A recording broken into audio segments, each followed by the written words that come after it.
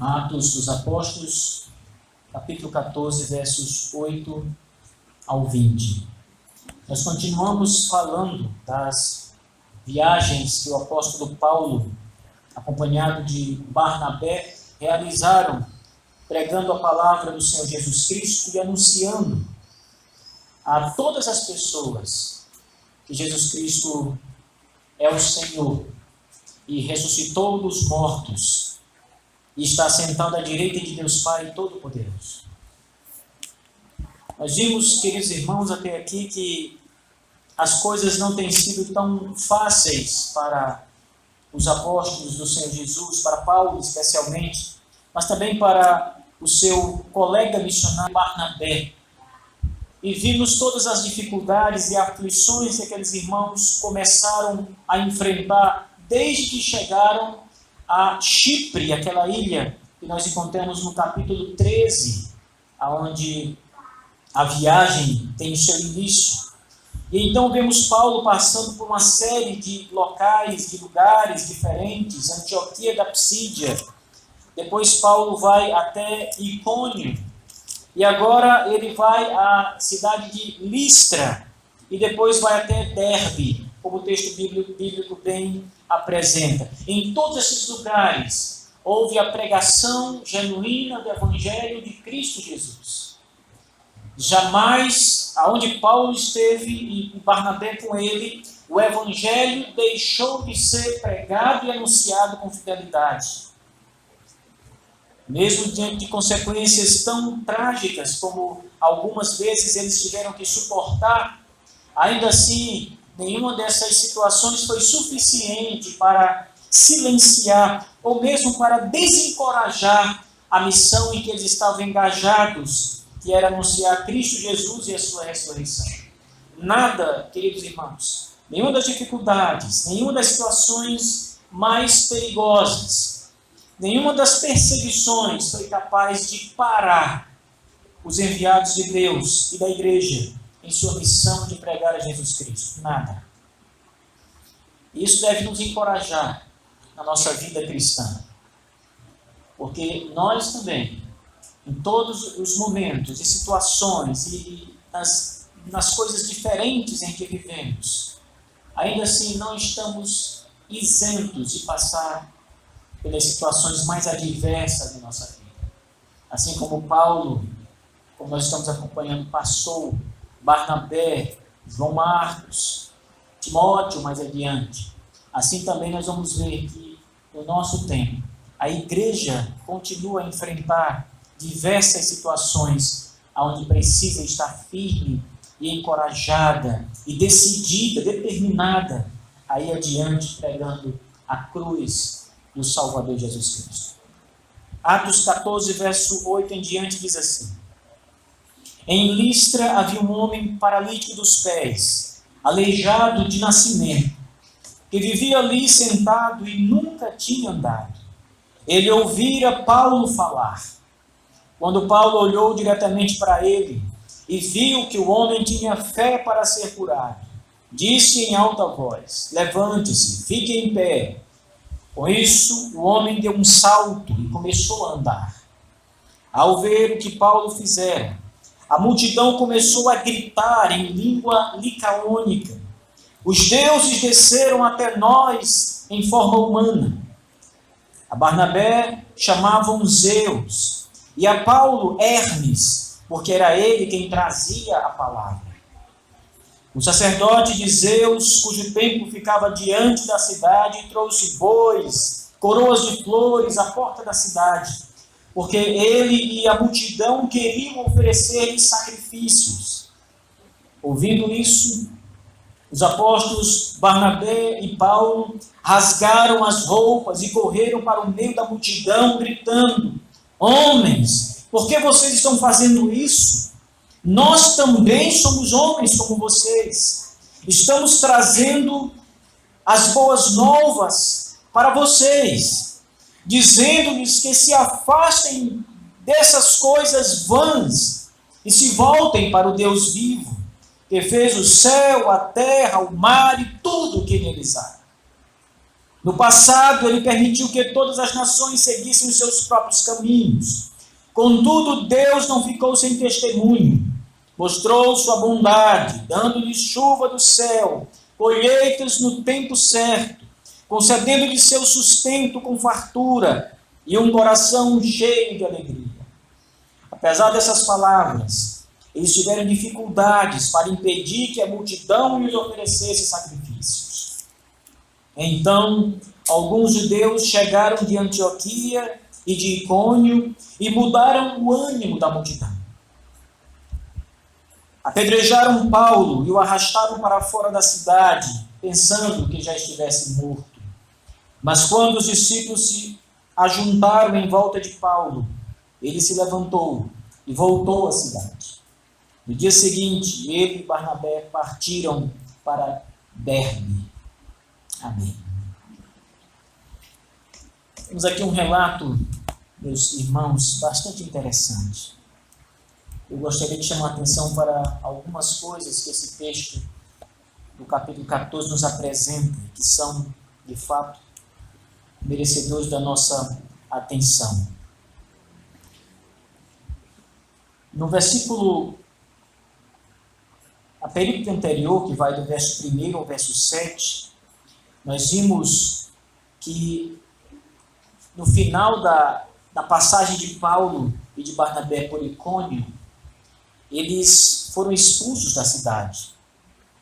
Diz o texto: formou-se uma conspiração de gentios e judeus contra os seus líderes para maltratá-los e apedrejá-los. Quando eles souberam disso, fugiram para a cidade licaônica de Listra e Derbe e seus arredores, aonde continuaram a pregar as boas novas do Evangelho de Jesus Cristo. Esses homens que estavam em Icônio, judeus na sua grande parte, e que inflamaram o povo contra o apóstolo Paulo e contra Barnabé. O texto seguinte vai nos dizer que, aliados com outros judeus da cidade anterior em que Paulo havia passado, Antioquia, eles juntos foram até onde Paulo havia se mudado, até Listra e as cidades de Derbe, logo mais adiante, para continuarem exercendo a perseguição contra os servos do Senhor, contra Paulo e contra Barnabé, que traziam as boas novas de Cristo. O texto que nós lemos termina dizendo que, dessa vez, o apóstolo Paulo, de fato, foi apedrejado por uma grande multidão, que antes o aclamava como sendo um Deus, mas depois muda completamente de atitude e começa a apedrejá-lo como sendo um mortal ou um simples homem. Na verdade, um homem que não passava de um herege para eles. E eles tentam então ali tirar a vida do apóstolo Paulo. Apedrejam Paulo. Paulo provavelmente fica inconsciente, como diz. Aliás, ele fica inconsciente e é arrastado pela multidão e jogado para fora da cidade. As pessoas que o carregam naquela fúria ensandecida que contamina todos ali, olham para Paulo e acreditam que ele já está morto, devido aos ferimentos, devido às pedradas, devido às pancadas que ele sofreu ali de toda aquela turba de gente. Mas ele ainda estava vivo. O texto diz que os discípulos chegam até lá, arrodeiam ali o apóstolo Paulo, e ele então acorda, desperta do seu desmaio, se restabelece e volta para a cidade, onde ele havia acabado de ser apedrejado.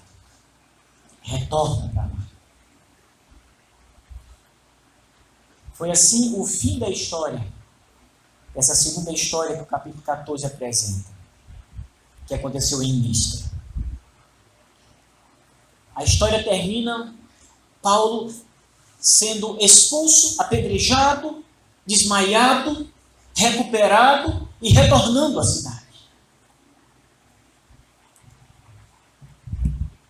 Dentre outras coisas, irmãos, eu quero chamar a atenção de vocês, primeiramente, para o final dessa história. Porque o começo da história é muito poderoso. O começo da história vai apresentar o poder de Deus por meio de Paulo, curando pessoas. Quero começar pela tragédia. Começar pelo final. Para nós entendermos que o Evangelho ele não é só o poder de Deus. O Evangelho traz consequências para nós. Nós temos falado isso ao longo dessas passagens onde Paulo é perseguido de cidade em cidade. E nós temos visto que essas consequências elas vão subindo de nível. Começa com apenas uma turba que não aceita a pregação. Depois, nós vamos ver que as pessoas começam a, de alguma forma, perseguir o apóstolo Paulo. Chega ao ponto em que eles são apenas expulsos da cidade. Mas aqui, mais do que isso, Paulo é apedrejado. Paulo é arrastado, desmaiado, inconsciente para fora. Então você percebe que o Evangelho, talvez você esteja vivendo um estágio na sua pregação do Evangelho aos seus amigos que você nem sofra dano algum. Talvez o Senhor Deus Todo-Poderoso esteja permitindo que você pregue com liberdade o Evangelho e que você não sofra nada. Existem algumas explicações para o fato de se pregar o Evangelho de Deus e não sofrer. A primeira delas é que a mão poderosa de Deus é quem nos protege de fato. Como ele protege os missionários aqui em Atos dos Apóstolos. É a mão poderosa de Deus que nos guarda quando nós somos fidedignos em anunciar a palavra de Deus. Nos guarda, irmãos, porque o Evangelho, como eu tenho falado também, ele é confrontador. O Evangelho genuíno de Cristo, ele confronta o homem pecador e isso irrita o homem pecador. Mas quando esse homem pecador, mesmo confrontado, ou quando uma série de pessoas são confrontadas pela sua pregação e ninguém reage, as explicações só podem ser: a mão poderosa de Deus está ali, guardando você, protegendo você das situações mais perigosas. Outro dia eu estava vendo um vídeo onde um pastor está numa praça em São Paulo. Ele está pregando ali a palavra de Deus. Algumas pessoas estão rodeando ali o pastor, talvez pessoas da igreja ou provavelmente pessoas que se aglomeraram para ouvir a pregação. É de dia, inclusive. E enquanto ele está pregando, de repente chega uma pessoa com uma pedra, ele fura ali o círculo, digamos assim, que está as pessoas e joga a pedra no rosto do pastor. Não tem como mais continuar pregando depois de uma agressão tão violenta. Ele cai no chão, as pessoas correm para acudir e depois a gravação retorna com o pastor com a testa toda ensanguentada, lavado de sangue. Essas reações acontecem. Não pensem que Satanás, o inimigo de nossas almas, está desarmado ou está apenas observando o trabalho da igreja. Não, irmãos. Há coisas terríveis que ainda acontecem, reações terríveis, quando o Evangelho genuíno de Deus é pregado. E você tem que agradecer a Deus quando você prega este Evangelho e nada lhe acontece. A outra explicação pelo qual nada pode lhe acontecer é que talvez você não esteja pregando o Evangelho genuíno de Cristo. Talvez a sua mensagem esteja diluída em muitas outras coisas que acabam, em lugar de ofender o pecador, em lugar de confrontar o pecador que precisa reconhecer o seu estado de miséria e de calamidade por causa do pecado, talvez sua mensagem seja de tal forma que o pecador sorria e se agrade de ouvir aquilo. porque não é um evangelho. É uma mensagem meramente humana, meramente psicológica. Pode ser isso também. Quando as pessoas são agradadas, irmãos, quando você traz uma mensagem ao mundo e essa mensagem agrada ao mundo e faz o mundo sorrir, certamente, irmãos, reveja se é o evangelho que você está levando. Porque em toda a história da Escritura, em toda a história da igreja, nós temos visto essas duas reações. Quando o evangelho genuíno é pregado, pessoas se convertem, mas há reação, a maioria das vezes, violenta e de perseguição contra aqueles que levam essa mensagem adiante, contra a igreja. E de outro modo, quando nada disso acontece, é porque o evangelho está diluído. E não é mais o evangelho autêntico que está sendo anunciado. Mas, como diz Paulo, é um outro evangelho. E esse outro evangelho deve ser anátema, amaldiçoado pela igreja. O apóstolo Paulo, ao chegar na cidade de Listra, o texto não traz maiores explicações, mas apenas apresenta um caso ou uma situação específica. O texto diz: em Listra havia um homem paralítico dos pés, aleijado desde o seu nascimento. Ele vivia ali assentado e nunca tinha andado. A primeira colocação no verso 8 é a situação de um homem conhecido em Listra, um paralítico de nascença. O texto diz, para enfatizar, que a sua situação não era de uma doença progressiva, não era de uma doença que lhe acometeu ao longo da vida. Ele não era um homem que teve saúde um dia, mas que depois a perdeu e teve então que se tornar um pedinte, um aleijado. O texto é claro ao dizer que esse homem era paralítico dos pés, aleijado desde o seu nascimento. Não estamos aqui diante de uma falsificação. Não estamos diante de um caso que se explica através de doenças psicossomáticas, que são aquelas que a doença está na cabeça apenas. Ela não é uma doença física. Ela não traz debilidade física, atrofia ou qualquer outra coisa assim de natureza mais física, de natureza que torne os músculos ou os ossos ou mesmo os tendões danificados. Aqui nós estamos diante de um homem conhecido em toda a Listra. Estamos diante de um homem que desde o seu nascimento jamais andou o caminho. Paralítico de nascença. Nunca tinha andado, diz o texto. Mas o verso 9 diz que ele ouviu Paulo pregar. Que coisa, irmãos. Ele ouviu Paulo anunciando o poder de Cristo. Talvez os irmãos fiquem dizendo: pastor, ou pensando, como é que o senhor sabe qual era o conteúdo da mensagem de Paulo, da pregação de Paulo? É porque está escrito, irmãos. Paulo anunciava Jesus e a ressurreição. A mensagem de Paulo era Cristo. Ele não pregava outro a não ser o Senhor Jesus aos homens.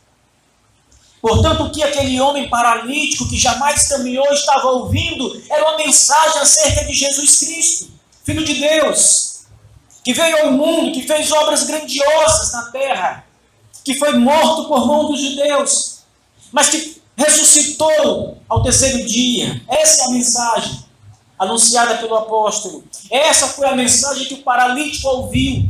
Essa foi a mensagem que encheu o seu coração de esperança. Essa foi a mensagem que mudou a sua vida, porque ele creu nela. O apóstolo Paulo, o evangelista Lucas diz aqui que Paulo fitou os olhos daquele homem que ouvia a pregação, daquele paralítico. Quando Paulo olhou diretamente para ele, viu que o homem tinha fé. Fé para ser curado. E disse em alta voz: levante-se, fique em pé. Com isso o homem deu um salto e começou a andar. Esse caso ele é bastante singular quando nós comparamos as coisas que aconteciam nos dias dos apóstolos com as coisas que acontecem hoje, irmãos. Aqui nós temos o testemunho, como nós acabamos de frisar, de um homem que, desde o seu nascimento, ele era aleijado, tinha esse problema físico. Um homem que era conhecido em toda a cidade, ou seja, nós temos um caso que não resta a menor dúvida, que era um caso verdadeiro, de um homem verdadeiramente aleijado. E aqui, irmãos, apenas com palavra, apenas com uma ordem expressa em nome de Cristo, esse homem é totalmente curado. E eu fico pensando, ao ver cenas como essa nas Escrituras, irmãos, como as coisas hoje são diferentes. Às vezes eu até paro para ver um ou outro desses vídeos ou desses relatos que acontecem nessas igrejas neopentecostais, irmãos, e começo a comparar com as coisas que aconteciam nos dias de Jesus e nos dias dos apóstolos, e vejo quão distante está da realidade. Nós não temos casos extraordinários, irmãos, como esses acontecendo nestas igrejas.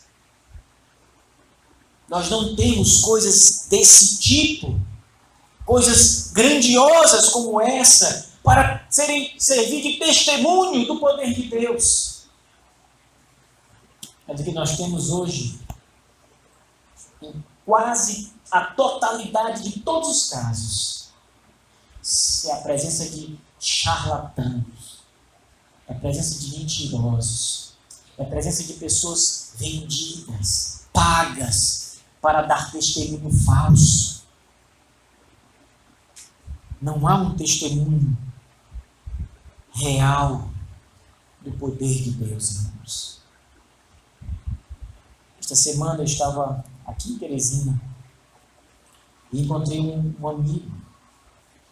E ele disse para mim: pastor, o senhor lembra que eu lhe falei de que eu iria colocar uma igreja em Teresina?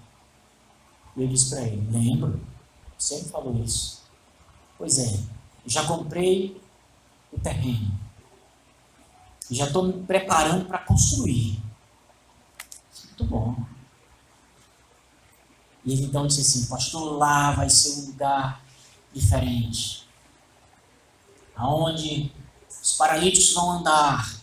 E ele então começou a colocar diante de mim a sua expectativa, daquilo que ele esperava que acontecesse na igreja, que aconteça na igreja. Os mesmos sinais miraculosos que a Escritura apresenta, ele esperava que acontecesse lá. E eu disse: irmão, olha, Deus, ele é poderoso a fazer toda e qualquer obra miraculosa. Mas tenha cuidado. Não espere apenas isso, porque de fato estas coisas, embora grandes, são as menores. Espere e ore para que Deus salve pessoas. Essa é a obra maior que pode acontecer na igreja que você vai pastorear. Maior do que qualquer milagre que você queira ver com seus olhos, é a mudança no coração dos homens. E ele disse: não, pastor, mas eu quero que seja exatamente como aquelas igrejas. E então deu para perceber que a visão que aquele homem tinha era exatamente a visão já influenciada pelas igrejas neopentecostais e as suas farsas. Nada, irmãos, nada, absolutamente nada, pode acontecer a parte do poder de Deus. E essas coisas que o livro de Atos nos apresenta, estes sinais tão poderosos e miraculosos, serviu tão simplesmente para confirmar a mensagem que era pregada. O sinal ou o milagre servia à pregação. O sinal era servo da mensagem. Era um auxiliar da mensagem. Toda a glória de Deus e todo o poder emanado ali vinha da pregação do Evangelho. E os sinais que aconteciam davam luz àquele sermão, àquela pregação, àquele ensino todo. O versículo 11, depois que todas essas coisas miraculosas acontecem, aquele paralítico então salta e começa a caminhar. Aquilo, observe que, por ser uma figura conhecida, aquele sinal foi imediatamente ali admirado por muitas pessoas. Ao ver o que Paulo fizera, a multidão começou a gritar em língua licaônica: os deuses desceram até nós em forma humana. Havia na cidade de Listra uma grande influência grega, e os deuses da mitologia grega eram também adorados por essas pessoas na cidade de Listra, de modo que o panteão dos deuses gregos, comandado por Zeus, né, e com uma miríade de outros deuses, tantos deuses espalhados, esses deuses eram adorados a deles. As pessoas daquela cidade serviam a essas falsas divindades, prestavam culto, louvavam, adoravam, queimavam sacrifícios em oferenda a esses deuses, irmãos. Mas quando eles veem o milagre realizado pelas mãos de Paulo, Deus, por meio de Paulo, realiza essa obra tão grandiosa, eles logo imaginam que os deuses desceram, os deuses se fizeram carne, se tornaram em figura humana. Imaginavam eles que Paulo e que Barnabé eram deuses. Barnabé, segundo o que eles pensaram, seria o principal dos deuses. Barnabé seria Zeus. E Paulo seria Hermes, porque era o portador da palavra, ou seja, era Paulo quem pregava. Isso é interessante, irmãos, porque na mitologia grega havia uma lenda, uma tradição, de que de tempos em tempos os deuses gregos, aqueles Zeus, Hermes e todo o panteão, de tempos em tempos eles desciam à terra, disfarçados, para não serem reconhecidos por ninguém. E desciam em figura de homens, e passeavam no meio dos homens. Os deuses gregos passeavam no meio dos homens, e no meio dos homens eles faziam de modo que reservado sinais e milagres para ajudar as pessoas. Então, eles acreditavam piamente que de tempos em tempos os deuses vinham ao mundo. E quando viram todo aquele sinal acontecendo, eles logo imaginaram: os deuses desceram na terra. Zeus está entre nós. Hermes está entre nós. Os deuses vieram para nos ajudar. A reação imediata desses homens foi cultuar, foi adorar esses deuses. É engraçado que o texto bíblico apresenta Paulo como sendo o principal, né, o chefe da expedição missionária, por assim dizer, e Barnabé, também apóstolo do Senhor, como seu auxiliar. Paulo era quem pregava e trazia a palavra de Deus aos homens, e Barnabé auxiliava nesse trabalho com os convertidos e também levando de uma forma mais secundária ensinos, talvez de uma maneira que viesse a reforçar alguma coisa que Paulo tinha dito, organizar ali as coisas, enquanto Paulo era o homem de frente que pregava e anunciava de modo mais veemente a palavra de Deus. E eles viram isso. Eles viram o que Barnabé fazia na retaguarda, como que observando Paulo, como que analisando as pessoas que estavam ali ouvindo a pregação, e eles viram qual era o papel de Paulo. Paulo pregava, Paulo expunha Jesus Cristo, o Evangelho poderoso. Eles viam que Paulo era aquele que direcionava a fala. Então eles disseram assim: Paulo é Hermes, porque na mitologia Hermes é o deus do discurso. É o Deus que traz os discursos, que traz a palavra. Então aquela figura só poderia ser Paulo, que era o pregador naquela situação. E Barnabé seria Zeus, o dominador, o Deus maior do panteão. Ele estava ali observando. Ele estava ali mais na retaguarda, com um Deus menor ao seu comando. Foi isso que eles imaginaram. Seguindo a sua religião, seguindo as suas lendas, seguindo as suas tradições. Eles interpretaram dessa forma. E ao perceber isso, tendo total certeza de que eram os deuses que estavam ali, eles correm para sacrificar. O texto diz que eles trazem touros, coroas de flores, para oferecer aos supostos deuses. O versículo 13 diz: o sacerdote de Zeus, cujo templo ficava diante da cidade. Perceba que em Listra havia um templo dedicado a Zeus, o maior deus do panteão. Então eles conheciam perfeitamente toda a tradição em termos da história, das histórias lendárias, mitológicas sobre Zeus e os deuses.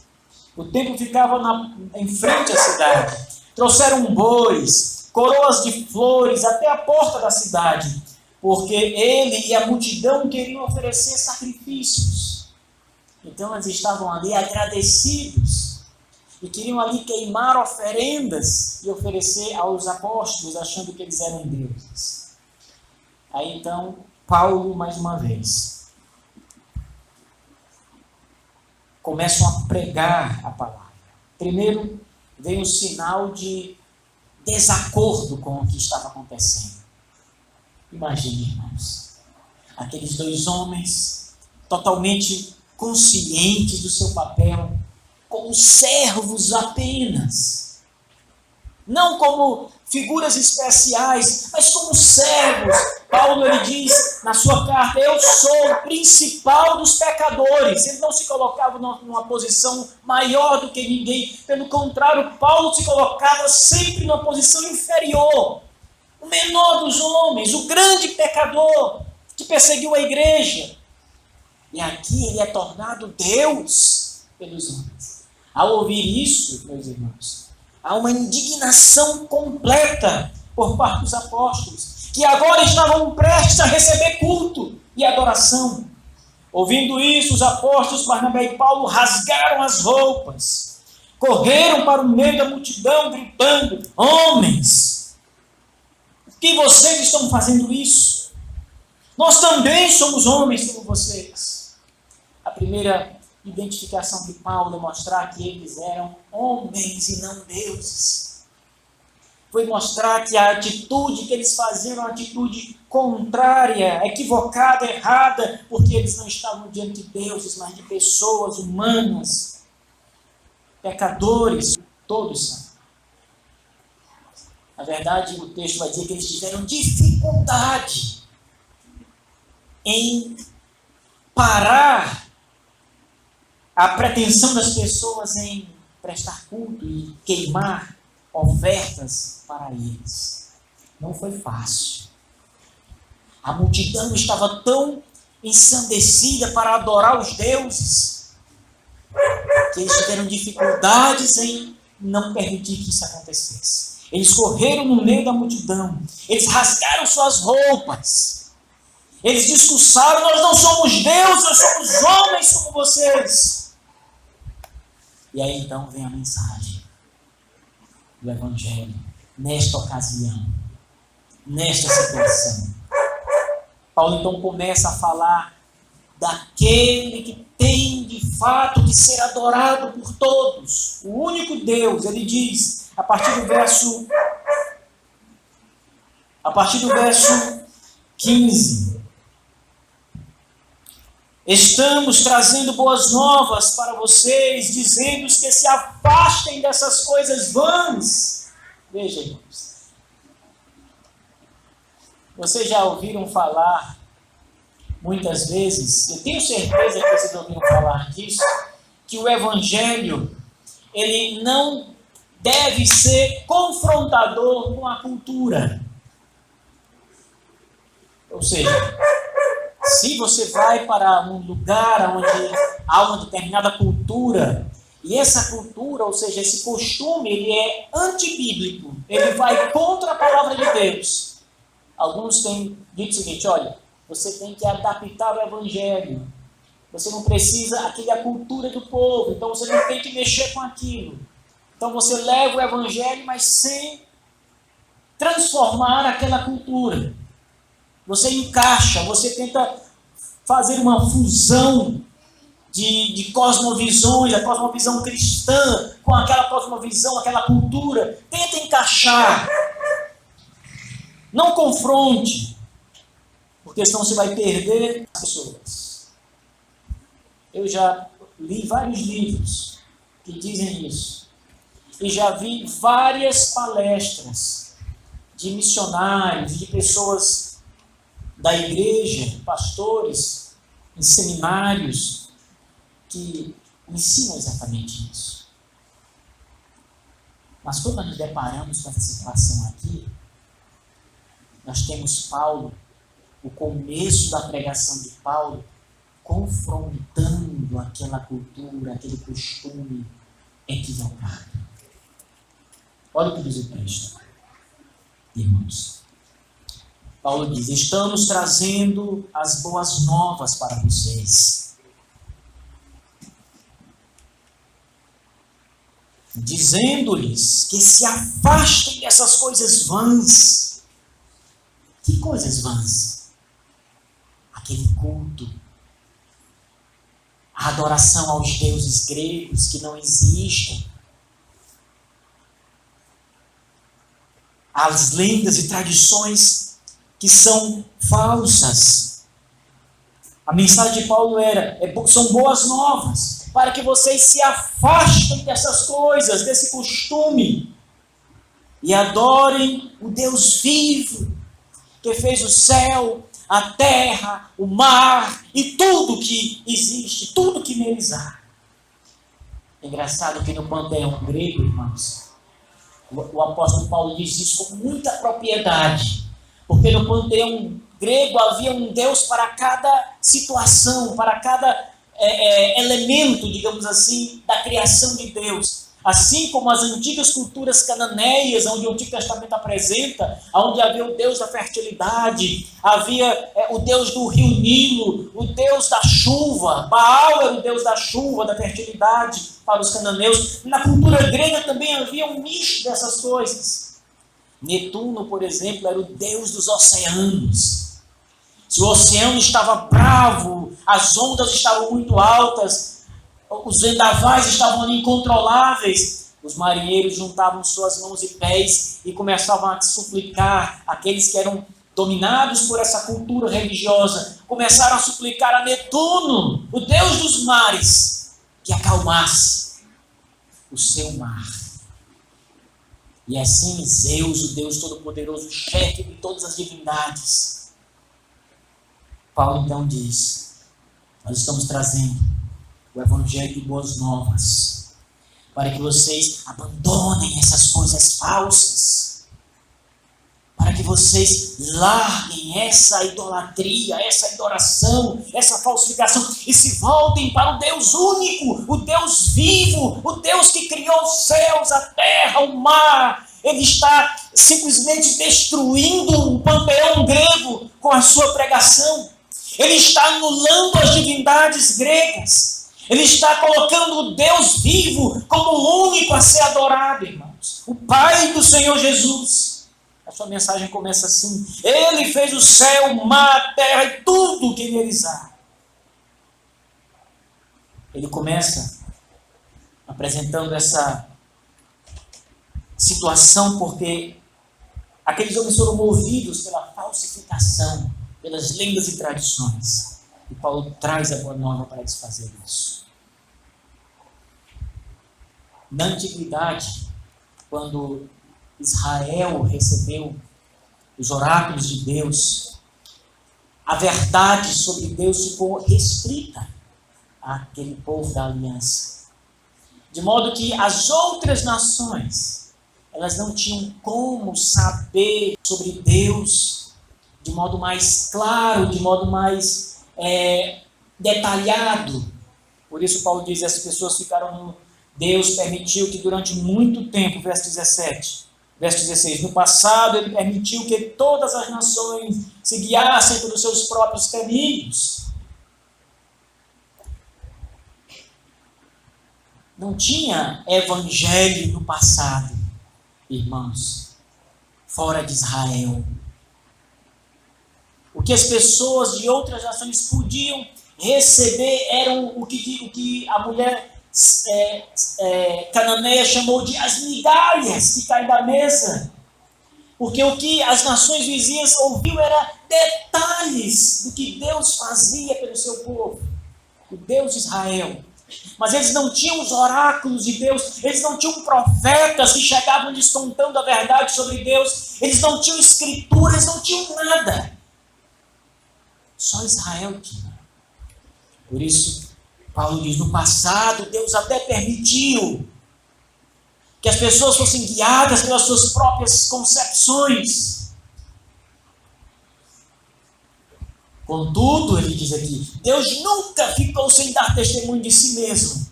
E ele então mostra que a revelação natural, geral, apresenta Deus. Ele vai dizer aqui no verso 17, Deus não ficou sem testemunho, mostrou sua bondade, dando-lhe chuva do céu, colheita no tempo certo, concedendo-lhe sustento com fartura e um coração cheio de alegria.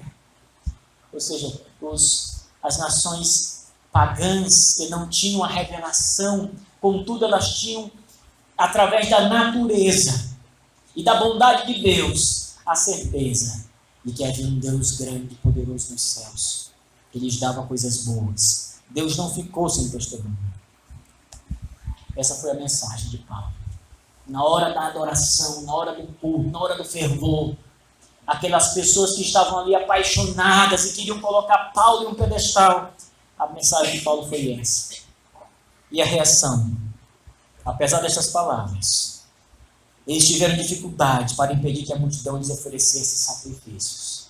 Aí chegam aqueles judeus lá do final, quando eu comecei a contar a história, que vieram de Antioquia, vieram de Icônio, todos foram lá para Listra, onde os apóstolos estavam pregando. E eles então começaram a inflamar as pessoas, dizendo, olha, essas pessoas são falsários, eles passaram por nossa cidade, causaram discórdia, dissensão. E isso mudou o coração das pessoas. Alguns judeus de Antioquia e de Icônio mudaram o ânimo da multidão. E então eles apedrejaram Paulo, depois da pregação. Depois que a sua visão, digamos assim, foi atacada. Depois que a sua cultura foi atacada com o evangelho. E depois que as pessoas chegaram e disseram, não, eles são falsários. Toda aquela multidão enfurecida passa a perseguir, a apedrejar e a tentar matar aqueles que eles chamavam Deus, Hermes, o apóstolo Paulo. Bem, para terminar, irmãos, eu já passei da hora aqui. É verdade que não os deuses, mas o Deus vivo desceu do céu e se fez carne um dia e veio ao mundo e caminhou no meio das pessoas